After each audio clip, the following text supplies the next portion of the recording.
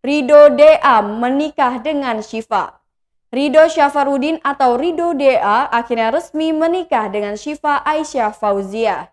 Ridho DA melangsungkan pernikahan dengan Syifa Aisyah Fauziah pada Minggu 17 Oktober 2021. Momen sakral ini dihadiri oleh kerabat keduanya dan berlangsung sederhana dengan menggunakan adat Sunda.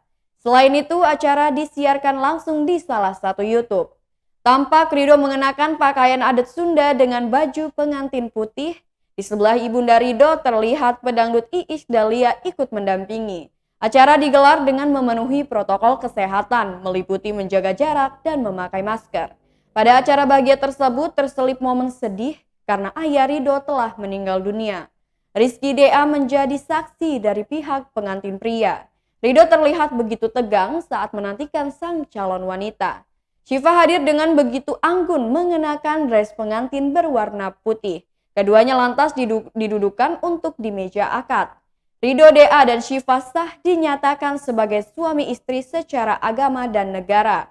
Ridho memberikan mas kawin perhiasan emas seberat 57,05 gram dan uang $188 Amerika Serikat serta seperangkat alat sholat.